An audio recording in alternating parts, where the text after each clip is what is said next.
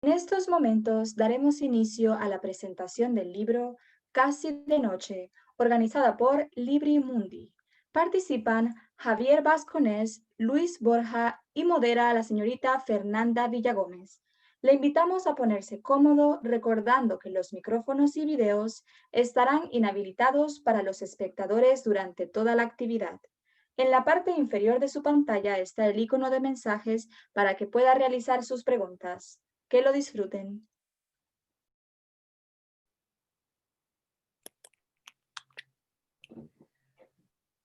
Buenas tardes, bueno ya buenas noches.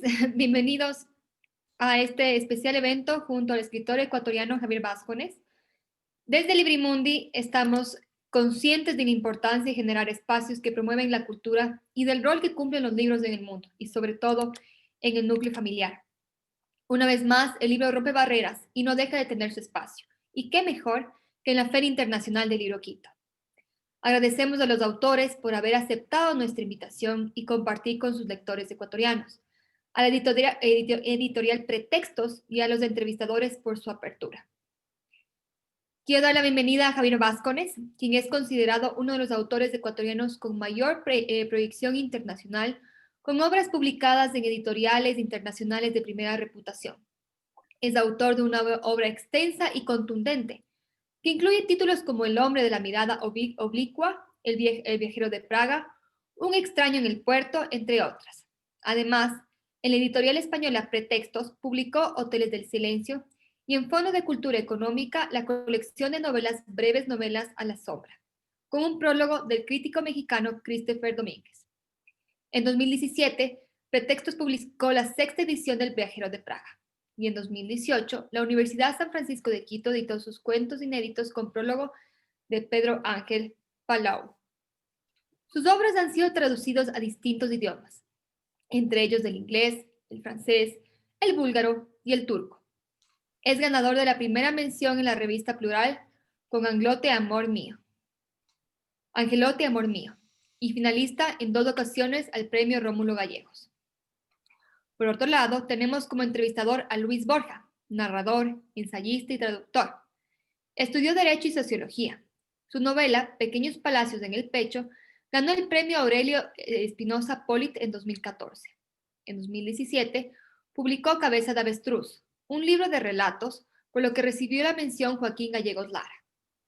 En la tesis para obtener la maestría en Sociología, abordó la figura de César Dávila Andrade, contrastándola con la de Samuel Beckett. En 2019, publicó Un Parsifal, libro atípico de ensayos y crónicas. Antes de iniciar el evento, quisiera recordarles que el libro del autor pueden encontrarlos en el stand de Librimundi en la feria o directamente en nuestro sitio web en www.librimundi.com y adquirirlo con el 25% de descuento. Estimado Javier y Luis, bienvenidos a este maravilloso evento. Estamos muy felices desde Librimundi tenerlos aquí. Así que bueno, es todo suyo el evento, Javier y Luis. Muchas gracias, Fernanda. Y muy amable Luis por acompañarme esta noche, y a Librimundi y a los de la Feria del Libro con Santiago Vizcaíno a la cabeza por invitarme a participar en esta Feria del Libro de Quito.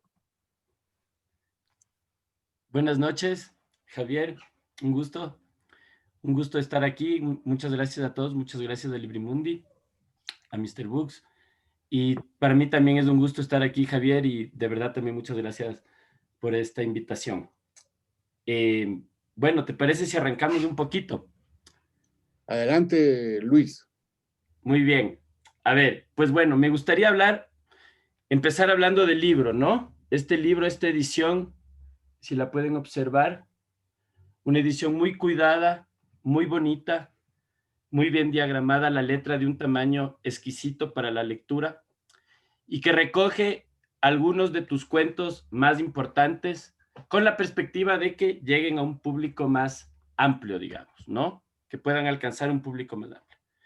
El prólogo, el gran prólogo, la verdad, porque es una pieza realmente que ilustra, que es profunda, que es precisa, es un gran trabajo de Juan Marqués, que es un poeta de Zaragoza, nacido en 1980, que tiene un par de poemarios publicados. La verdad, vale la pena. Es un prólogo que vale la pena y lo recomiendo muchísimo. Y bueno, Javier, quisiera preguntarte primero, dado que tú vas por ambos géneros, ¿cuento o novela, Javier, para ti? Bueno, en los dos me siento muy cómodo, pero si bien el cuento es un género neurótico que se impone de alguna manera, que te obliga a escribir el cuento y a terminarlo en pocos días, porque de lo contrario casi te podría volver una pesadilla. En cambio, la novela es una edificación que crece en la cabeza de uno, que le acompaña varios años y tal. Pero para decirte la verdad, yo con los dos géneros me siento muy cómodo y todo depende del momento y las circunstancias, ¿no? El cuento se me impone a veces, se me ha impuesto y no puedo dejar de escribirlo. Esta noche vamos a hablar de un libro de cuentos, de una antología de cuentos, entonces hablaremos bastante de cuentos. En ese sentido, una pregunta, dado la manera en la que describes tu relación con el cuento, ¿tú pensarías que el cuento está más cercano a la poesía que la novela? El cuento es un género de alta precisión. Uh-huh. Es una pequeña máquina que procede de la fábula, que procede del sueño. Por lo menos en mi caso, yo he utilizado varios sueños como arranque para el cuento, y que tiene la grandeza de haber atravesado y de haber venido de muy atrás. El cuento es un género muy antiguo y ha caminado y se ha desarrollado en todas las culturas. Encuentras cuentos en la cultura indígena, en la cultura china, en los rusos, ingleses, franceses. El cuento es un género muy, muy amplio, ¿no? La novela es más moderna, empieza con Cervantes, es una edificación, es un género mestizo, muy mestizo, que digamos, que se alimenta de muchas otras disciplinas, de la historia, de la sociología, ¿no?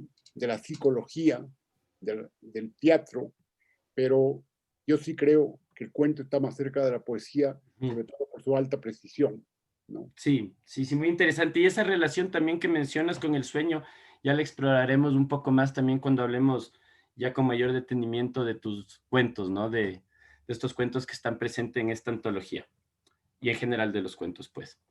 Bueno, también quisiera comentar un poco que esta portada, puntualmente, que es del pintor Edward Hopper, tiene una manera de representar de una manera, digamos, muy precisa y muy elocuente y muy poética el trabajo que tú has realizado en estos cuentos, ¿no es cierto? Esta cierta bruma, esta cierta imprecisión, pero al mismo tiempo este gran manejo del color, este cierto planteamiento de una intriga también, me parece que es un acierto importantísimo y no quería dejar de comentar eso. Pero bueno, yendo a los cuentos, Javier. Empezando con Invitados de Honor, que sería el libro que abre esta selección, ¿no es cierto? O sea, los cuentos que abren la selección provienen de Invitados de Honor.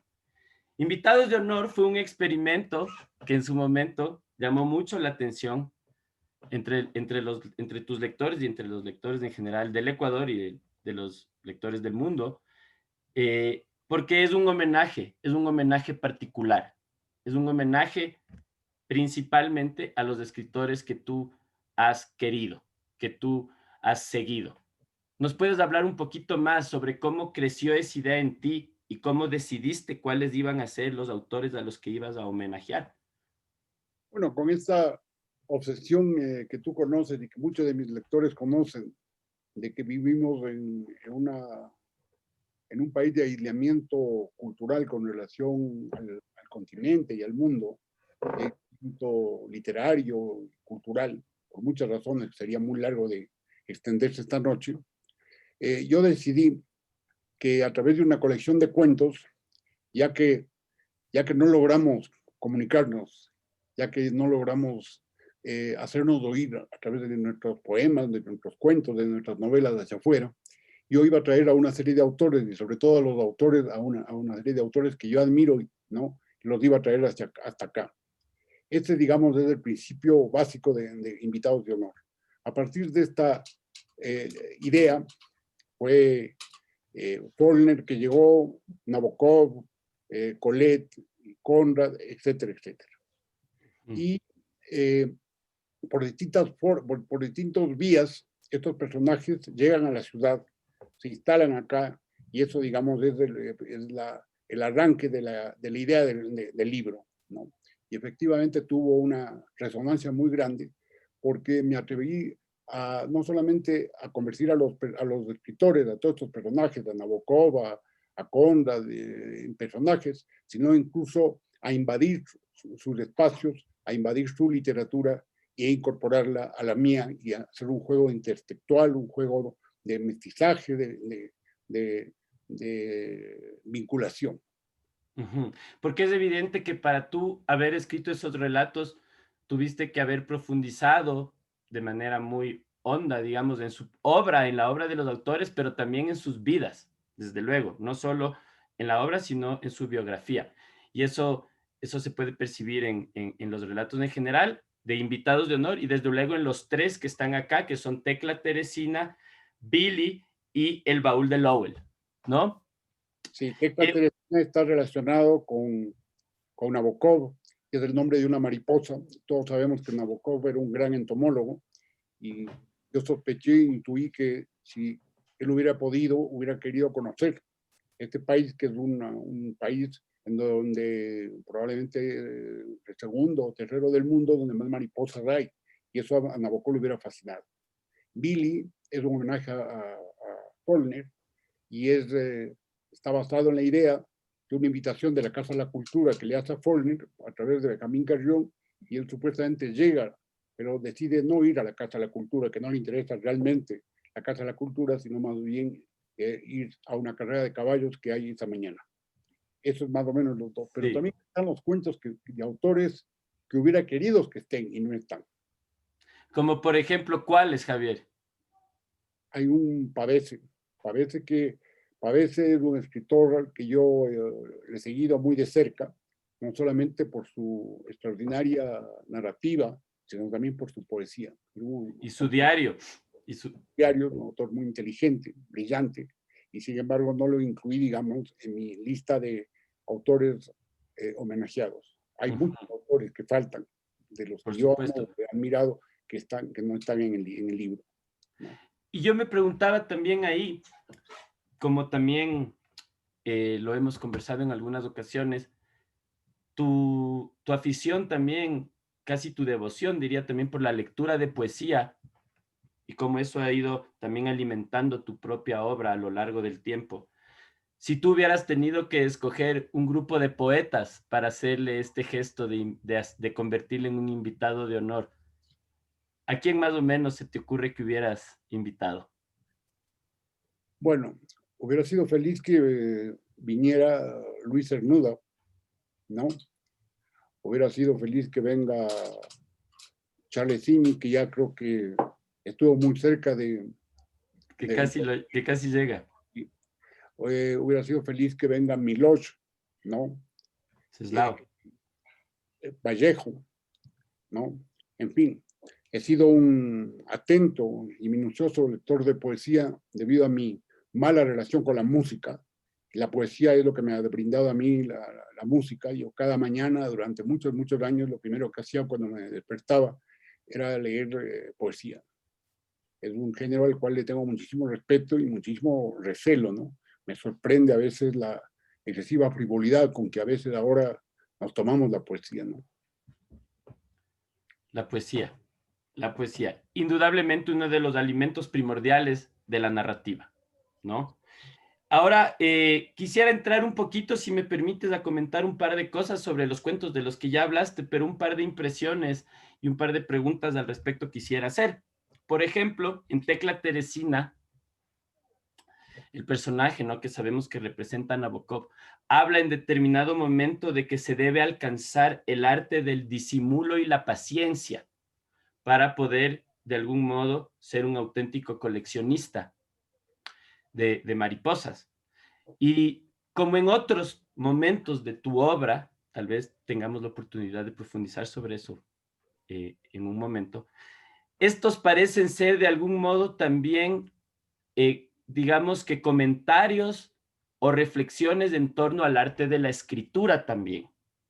Sí. Entonces, quería consultarte, ¿cómo ves tú eso? ¿Cómo te has manejado en relación a esas frases que a veces sugieren una cosa más profunda, digamos, que la que aparentan en un primer nivel, en torno a la escritura, además, ¿no? Bueno, detrás de todo escritor, de alguna manera hay un coleccionista de mariposas. Se supone que, o un cazador de mariposas. Se supone que un cazador de mariposas permanece durante mucho rato en silencio, esperando la posibilidad de que aparezca la mariposa, aparezca esa pequeña obra de arte que es una mariposa, esa pequeña obra de arte en la naturaleza.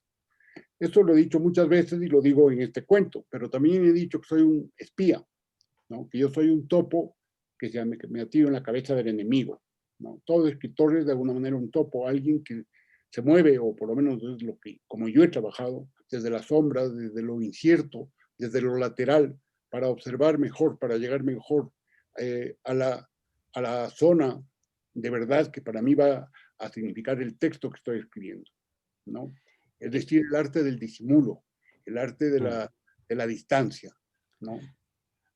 En ese sentido, esta noción que estamos planteando tiene reflejos en muchos momentos de tu obra, por ejemplo, lo oblicuo, ¿no? O la sombra. La misma sombra es una categoría básica, digamos, en tu trabajo. Y en ese sentido está relacionándose siempre, además, y es parte de lo que estamos, creo que también descifrando en este momento, con esta posibilidad de observar, participar, pero al mismo tiempo mantener una distancia infranqueable en la que se ejerce la autonomía de la mirada. Así es. Digamos, sí. Hay algo que escribí al respecto. La literatura adquiere mayor veracidad y admite la incertidumbre.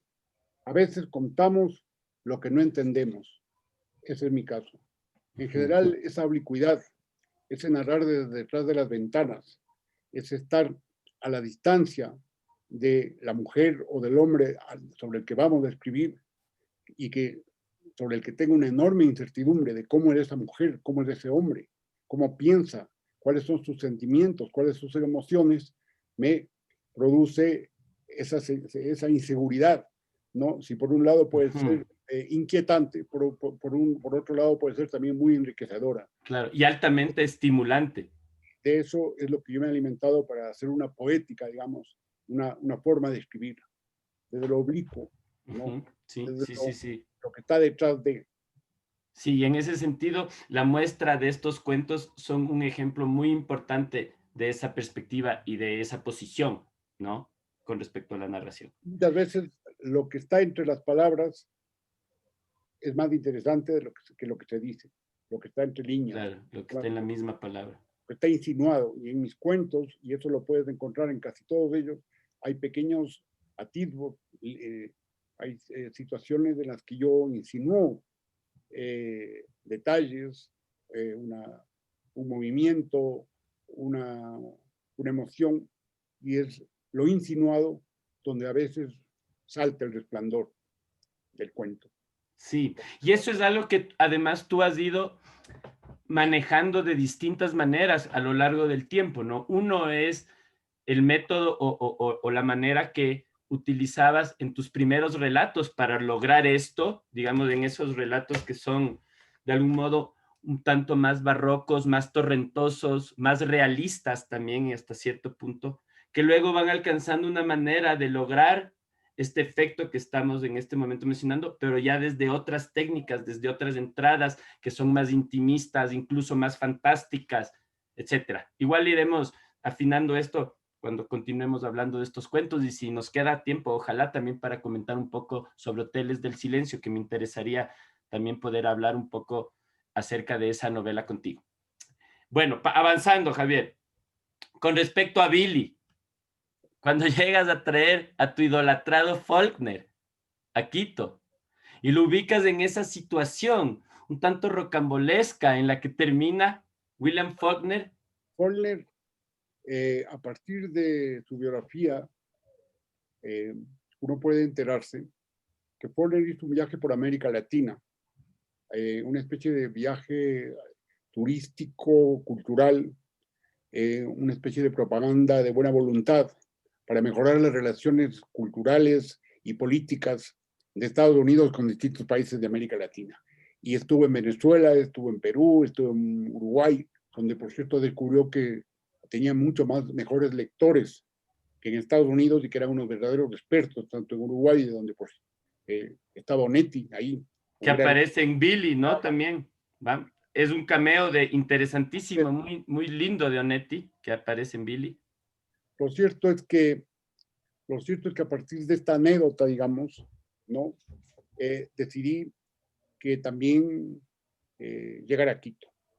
Llegar a Quito invitado por la Casa de la Cultura, que estaba muy lejos en ese momento, digamos, de tener unas relaciones así como muy amistosas con Estados Unidos y tal. Sin embargo, le invitan a Faulkner. Benjamín Carrión le invitan a Faulkner. Pero Wolf Faulkner no era un intelectual. Nunca le interesó demasiado hablar de lo que es la novela o los orígenes de la novela. Siempre fue muy irónico frente a ese tipo de conversaciones y tal.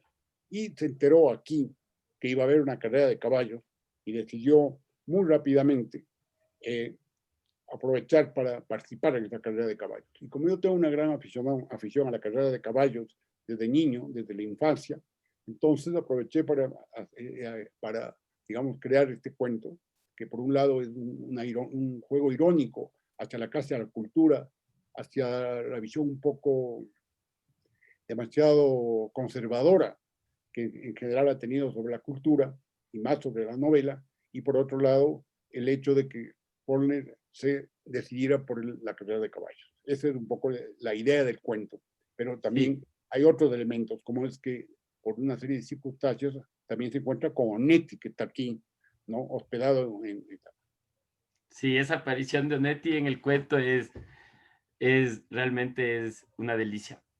Bien, ahora, pasando al baúl de Lowell. Ahí hay un puente claro, digamos, con el viajero de Praga, ¿no? Hay un puente con el viajero de Praga y hay además un giro en la imagen del doctor Krohns, un giro importante. Porque en el baúl de Lowell, aparte de toda esta historia, ¿no? Del romance, como es otra de las constantes también en tu obra, estas historias de amor difíciles, arduas, truncadas, lejanas, complejas. Hay una historia de amor atravesada, está el doctor Krohns, está Lowell, está Olga, y de algún modo se sugiere, a través igual de todas estas reflexiones que se realizan en el cuento en torno también a la obra de Kafka, ¿no es cierto?, con respecto al rol del torturado y del torturador, y esa relación de algún modo a la que estamos condenados, tal vez los seres humanos, etcétera, pero se sugiere que tal vez el doctor Krohns es un soplón. Bueno, en primer lugar, debo indicar que el doctor Krohns aparece por primera vez en mi cuento El Jockey y el Bar. Correcto, que es otro de los que se viene, ¿no? Pronto. Sí. Y es en este cuento complejo, muy complejo, en donde el doctor Krohns se desdobla a su vez en Lowell. Lowell era un pariente cercano de Kafka. Lowell era un hombre, un judío que trabajaba en el negocio de las frutas y de otras cosas desde España. Incluso hay una cierta información sobre que trabajó con el abuelo de Camilo José Cela, un señor Trullock.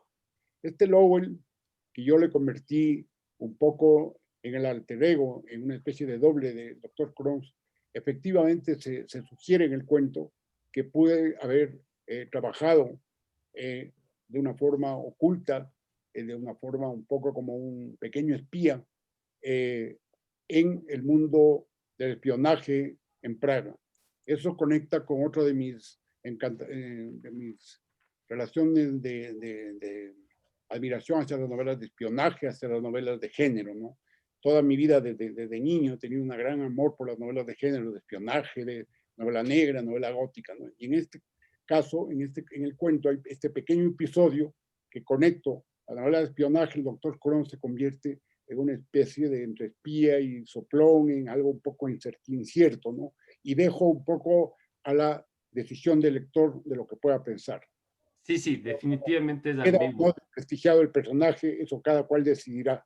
El doctor Total. Crons sigue siendo el doctor Crons, pero en este caso el lector tiene todo el derecho de decidir si es que se equivocó o no el doctor en estas circunstancias. Correcto, y en una situación crítica, además. Bien, el siguiente cuento que viene es también otro de los cuentos que ha sido también más celebrado en tu obra, que es Café Concert. Además, que tuvo esa edición preciosa, ¿no? Esa edición grande, ilustrada. Yo lo leí ahí por primera vez. Y ahí aparece además otro de tus personajes importantes, que es Félix Gutiérrez, el fotógrafo, ¿no? Podemos decir que hay unos cuantos personajes que son fundamentales en tu obra, como el doctor Crons, como Félix Gutiérrez, como Roldán, el coronel Castañeda tal vez, aunque en un tal vez segundo plano, pero Félix Gutiérrez es un importante personaje de tu trabajo y aparece en Café con Ser. Luego, como conversaremos, regresa en Hoteles del Silencio, que es tu última novela publicada, aunque se viene una próximamente que lo vamos también a mencionar. En Café Concert, aparte de ciertas apariciones un poco interesantes y incluso casi caricaturescas para la bohemia quiteña de ciertos personajes, hay una historia de amor también o una historia de obsesión también tan cara a tus intereses, pero que se resuelve de una manera que podríamos llamar un tanto fantástica. Y es finalmente esta fotografía en la que Gypsy, la cantante, ¿no es cierto?, puede estar junto al mar, que de algún modo se perfecciona ese afán, ese deseo mediante la cámara de Gutiérrez, ¿no? Entonces, lo que yo te quisiera preguntar es, ¿cómo fuiste tú, de algún modo, conduciendo tu imaginación y tu trabajo hacia ese tipo de soluciones que podríamos llamar más cerca de la literatura fantástica que de la literatura que tal vez venías practicando antes? Bueno, primero debo mencionar algo interesante que me ocurrió esta mañana. Un amigo me escribió esta mañana y me mandó casualmente la primera página del cuento Café con Ser por WhatsApp. Y yo no he leído ese cuento muchos años, pero lo leí en ese momento, esta mañana. Y me sorprendió que la descripción de todos estos bohemios, ¿no?, un poco aburridos de esta ciudad un poco provinciana, ¿no?, que siempre están bebiendo, que siempre están esperando la posibilidad de que algo grande ocurra acá, de que alguien gane por fin el premio Nobel, de que alguien alcance la gloria total en la literatura, en el arte, ¿no? Y como no lo conseguimos, seguimos dándole a la botella. Entonces, es curioso porque ese cuento fue escrito hace muchos años y ahora ocurre exactamente lo mismo. Sí, sí, captura un espíritu, Lo captura un mismo espíritu. con otra generación en los bares, pero con las mismas botellas y con las mismas situaciones. Esa me sorprendió, esa Clarividencia de algún modo. actualidad, digamos, de la descripción de esa bohemia quiteña, artística, la de la Plaza Paul, la de la carnicería en la actualidad, conectada con lo que fue Café con Ser. Esto por un lado. Por otro lado, aparece también aquí un personaje muy importante en mi obra, que es Félix Gutiérrez, el fotógrafo. Yo he sentido siempre una extraordinaria fascinación por la fotografía. Siempre me ha ayudado a mirar lo mirado. La fotografía me ayuda a veces a discernir y a describir situaciones de incertidumbre, situaciones de asombro, ¿no?, frente a las cosas que van a ocurrir. Y este fotógrafo es el que, de alguna manera, el que hace el cuento. En cuanto a lo que acaba de mencionar, a esa inclinación o a ese ceder el paso hacia elementos de lo fantástico, yo que he sido, digamos, señalado como un escritor realista y tal, sí, en un momento dado decidí abandonar el llamado realismo vargasosiano o el mismo realismo tipo Flaubert, y me di cuenta que la novela, si es que la novela y el cuento en el futuro, ¿no?, si quiere instalarse una vez más en primera fila, yo creo que tiene que alimentarse ya de elementos fantásticos, de elementos recogidos de otros géneros menores, como lo gótico, como la novela negra, como la novela de espionaje. Y las resoluciones de tipo fantásticas muchas veces enriquecen, y en el caso mío me han enriquecido, me han ayudado a darle una visión más amplia, incluso más cercana a la poesía, ¿no? De ciertos cuentos o de ciertos capítulos, sobre todo, por ejemplo, en Hoteles del Silencio. Entonces, sí, desde hace rato que vengo empleando, digamos, recursos fantásticos que incluso pueden sorprender a algunos lectores, pero esa es una de las ventajas de la literatura, la libertad de moverse en de distintos ángulos sin tener que dar cuenta a nadie, ¿no? Eso es muy importante, ¿no? Esa libertad de moverse, ¿no? Entonces, de abrirse hacia otras ventanas, hacia otras posibilidades. Y efectivamente en este cuento hay este juego con lo fantástico, ¿no? Muy importante esto que dices para el rumbo que ha tomado tu obra, porque, por ejemplo, en Hoteles del Silencio, todos los elementos alrededor del llanto de los niños, incluso del mismo encuentro con Loretta y algunas otras características de esa novela, podríamos de algún modo observarlas como ya más cercanas a lo fantástico que al realismo, digamos, normal, por decirlo así. No puedo dejar de pensar, por ejemplo, en una novela como Dejemos de hablar al viento, de Onetti, en la que ya aparece Larsen, que ya regresó del mundo de los muertos, que se suenan los mocos y le sale un gusano. Cuando leía Hoteles del Silencio pensaba mucho también en esa novela, cuando aparece Gregorio Samsa como amigo del padre en el mundo de los vagabundos y tal. Es decir, en esa novela, digamos que se dio un paso consistente y sólido en esa dirección que estamos mencionando. En esa dirección que estamos mencionando. Bueno, ya que has tocado Hoteles del Silencio, todavía no hemos terminado, digamos, los cuentos, pero no importa. Pero se nos viene el tiempo ahorita, claro, y creo que es importante mencionar Hoteles. Mira, Hoteles del Silencio pertenecen a lo que yo llamo el gótico quiteño. Uh-huh. Yo creo que esta ciudad y este pedazo de tierra del mundo, en el mundo, está plagado de elementos góticos, ¿no? En la sierra, la topografía, el frío, la lluvia, la alta montaña, ¿no? Y la ciudad de Quito, con sus recovecos, con sus calles torcidas, con la lluvia, con esa especie de culto hacia lo oscuro, hacia las iglesias, ¿no? Para esos amores ocultos, esos amores terribles que parecen a veces salir de las casas antiguas y tal. Todo eso me atrevería a decir que está relacionado con ese mundo de la novela gótica, de la cual yo fui, y de la novela negra, de la cual yo he sido un gran lector. Entonces, Hoteles de Silencio, entre otras cosas, es una novela muy cercana a lo que yo llamo el gótico quiteño, y que yo pienso que se debería ampliar un poco más hacia el conjunto de América Latina. América Latina está repleto de elementos góticos, ¿no? En las que la geografía, que hasta hace poco era tan desprestigiada por la literatura, y que últimamente como que hay una revisión alrededor de la geografía, como hay como una nueva utilización de la geografía, de la naturaleza, los páramos se están poniendo nuevamente como de moda y tal. Yo la primera vez que hablé de los páramos fue en El Viajero de Praga hace más de 20 años, y también en La otra muerte. La otra muerte del doctor. Así es. Donde también hay elementos fantásticos. Entonces, todos estos elementos, y góticos, ¿no? Gótico, la geografía como un nuevo personaje, un nuevo escenario, visto desde ángulos muy diferentes, que no han alimentado Hoteles del Silencio.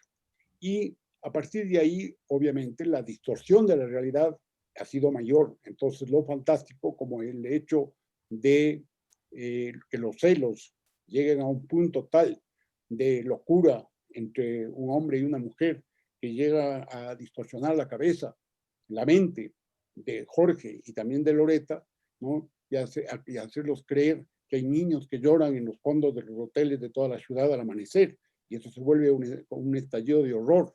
No, en fin, eso es una serie de recursos utilizados, ¿no? Intentando renovar la visión sobre la ciudad de Quito, la ciudad sobre la novela en general en América Latina y tal, ¿no?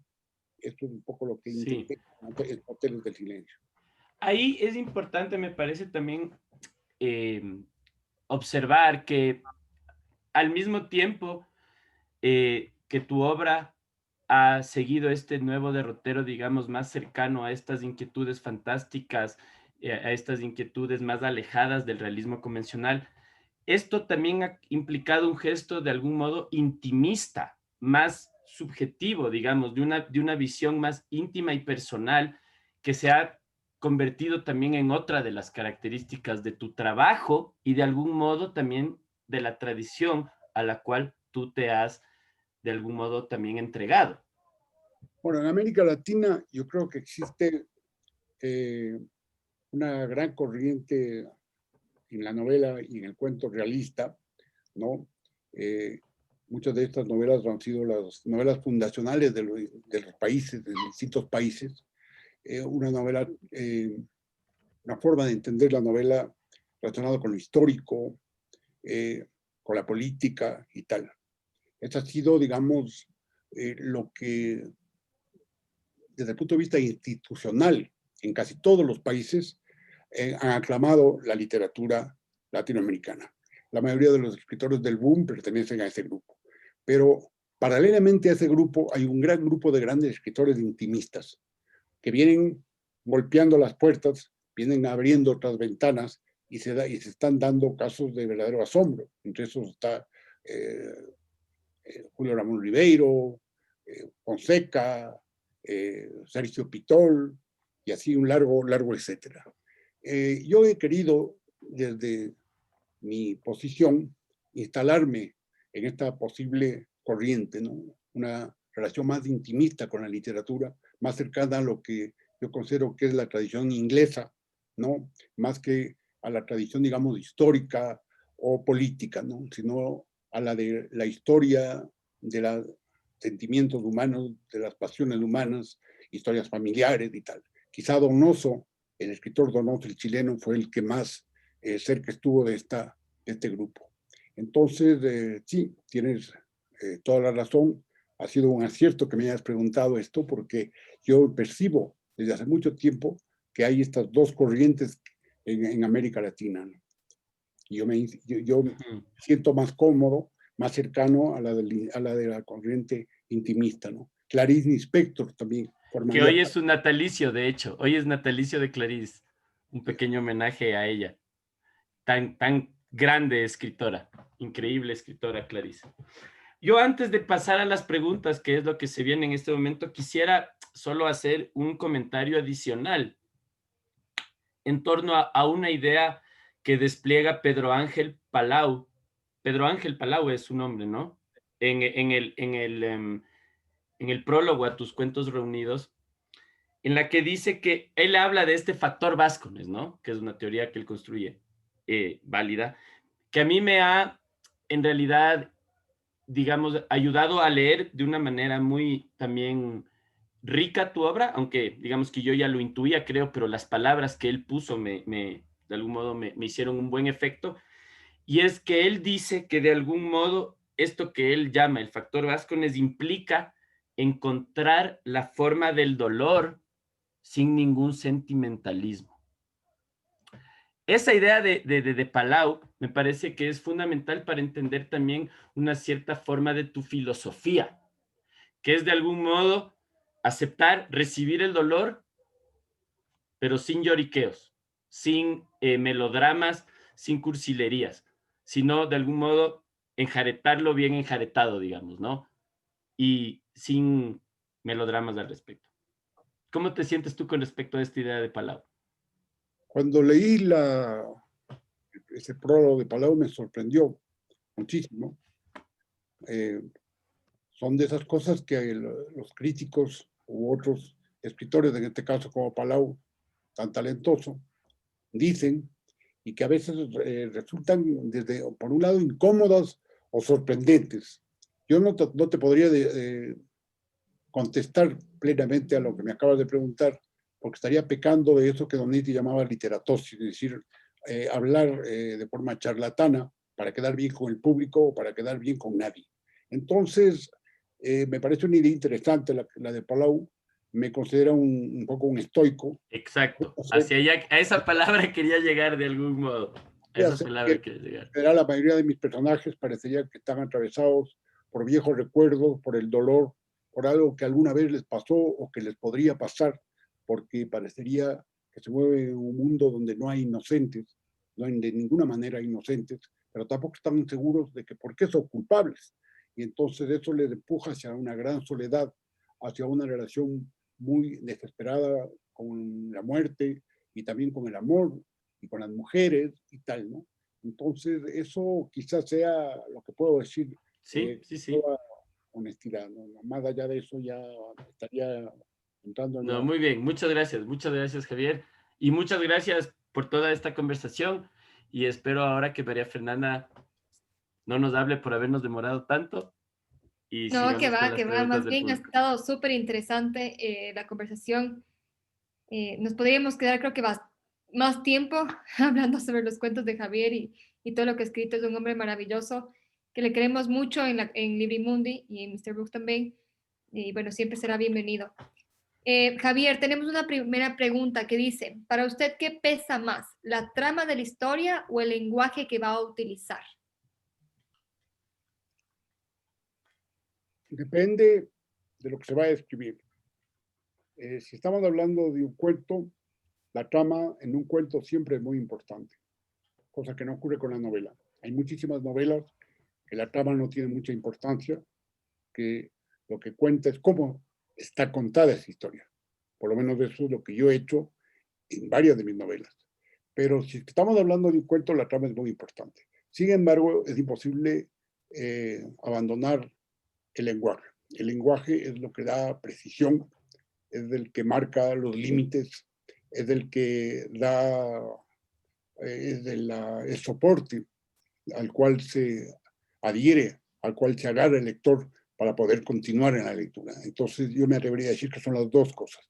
Pero insisto, si se trata de un cuento, la trama es muy importante, ¿no? En el caso de la novela eso puede variar. Estuvo súper claro. Al escribir novelas, ¿recomiendo hacer un esquema previo o dejar que la escritura vaya fluyendo? Eso depende de cada cual. Hay escritores que para escribir un cuento de 5 o 6 páginas, y yo conozco algunos, llenan muchísimas libretas con apuntes, etc.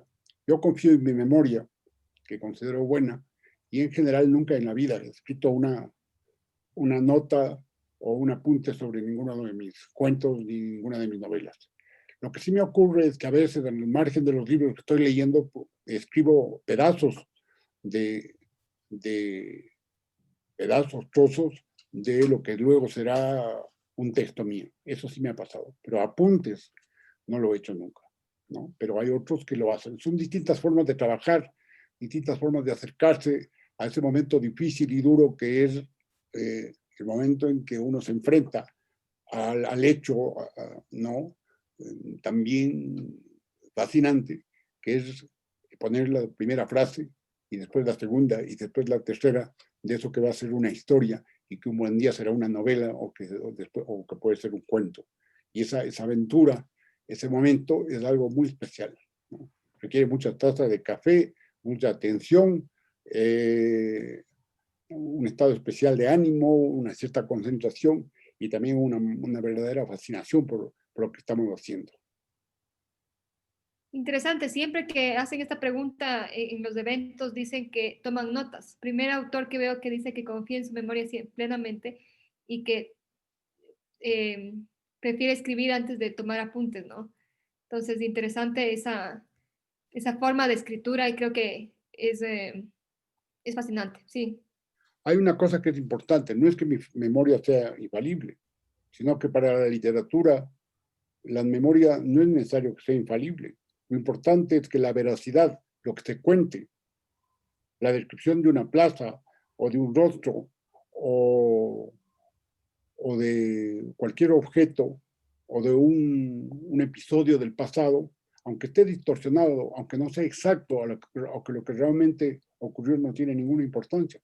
Tiene importancia el hecho de que para el lector, mientras está leyendo el texto, ese texto tenga veracidad y sea creíble. Cuando un personaje vuela en una novela, lo importante es que esté escrito tan genialmente, tan precisamente, que el lector sienta que efectivamente el personaje está volando. En el momento que se equivoca, en el momento que falla, por un adjetivo mal puesto, una coma, un verbo mal conjugado, y se cae el personaje, se cae también el lector y se cae también el libro. Entonces es como se trabaja el texto, ¿no? Lo importante. Entonces la memoria es, como siempre, como todo en la literatura, es relativa. Pero claro, tengo la suerte de, en general, sí, tener una buena memoria con relación al pasado, a mi infancia, a lugares que he visitado, a los lugares que he vivido, casas, hoteles, ciudades, hipódromos, muchas cosas, ¿no? Pero Javier, yo diría ahí que tú confías también, digamos, tanto como en tu memoria, en tu imaginación. Sí, es exacto. Es esa la dupla, digamos, de la confianza ahí, en lo que tu mente ha retenido y en lo que tú puedes hacer de esos recuerdos ya con La este imaginación, ejercicio la poco imaginación, no hay alquímico. imaginación, si no hay imaginación y no hay talento, no hay literatura. La imaginación es absolutamente esencial porque la imaginación es la que nos empuja, nos lleva, la que nos resuelve muchísimas, nos ayuda a resolver muchísimas situaciones complejas. Por supuesto, y de la vida misma, de la vida misma. O sea, dentro de las artes, la imaginación de la que se habla poco, quizá porque se da por sentado, que todo escritor es imaginativo, y no estoy de acuerdo, hay algunos que no son nada imaginativos, y por lo tanto terminan siendo aburridísimos, porque no renuevan, no buscan otras formas de narrar o de contar una historia. La imaginación es muy importante para la literatura, y sobre todo para la narrativa. Ahí tengo yo una pregunta. En el caso de los autores que escriben historia, ¿de imaginación influye? No, ¿no? ¿O sí? Y claro, claro, que escriben novelas históricas. Sí, Las porque se novelas basan en hechos, ¿no? novelas históricas, desde mi punto de vista, son las novelas menos interesantes, porque no son ni historias ni son novelas, ¿no? Son simplemente grandes escenarios, a veces extraordinariamente bien descritos, yo me atrevería a decir que muy brillantes, ¿no? En algunos casos, pero que desde el punto de vista literario no han renovado jamás el género a través de una novela histórica. Las novelas históricas lo que se ocupan es de contar la historia con personajes y de forma novelada. No, no se centran en la literatura misma, sino en la anécdota y en la historia. ¿No? Tolstoy escribió algunos capítulos, algunos episodios de historia geniales, pero no era eso lo principal, lo esencial de sus novelas, sino los conflictos de los personajes, esa historia de amor extraordinaria que fue Ana Karenina, cosas así. Eso es realmente lo importante, ¿no? La literatura se ocupa de las emociones, de los sentimientos humanos, de los conflictos humanos, de por qué el deseo por una mujer o por qué ese temor por la noche, ¿no? O por qué esa fascinación por la muerte, ese tipo de cosas, ¿no? Eso es lo que en general se ocupa de la literatura. Shakespeare, por ejemplo, es el que resume en su obra todos estos elementos. Yo creo que de los novelistas deberíamos leer más, cada día más a Shakespeare, ¿no? Porque es él el maestro del individualismo humano, es él el que casi descubre la posibilidad de la individualidad, ¿no? Y los novelistas somos sobre todo grandes cultores de la individualidad y el individualismo, de lo que un individuo puede hacer. Chévere, Javier. Aquí hay otra pregunta que dice, ¿qué opina de la categoría gótico andino de Mónica Ojeda? ¿La considera cercana a su concepción de lo gótico quiteño? No sé, yo escribí mis libros hace muchos años, antes de que, con todo respeto, que Mónica Ojeda eh, estuviera escribiendo. Yo escribí El viajero de Praga hace más de 25 años y en El viajero de Praga ya está incorporado ciertos elementos góticos, está incorporado el páramo, está incorporado la relación de un médico que llega a ser una rural en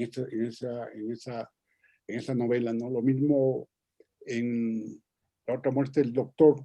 Hay un momento que el doctor Crons, también en el páramo, cuenta y explica lo difícil y lo duro que es caminar a 4.000 metros de altura, ¿no? Que casi cada paso que das a esa altura en el páramo es como una conquista, una posibilidad al respirar tan dificultosamente, es casi una conquista de vida, ¿no?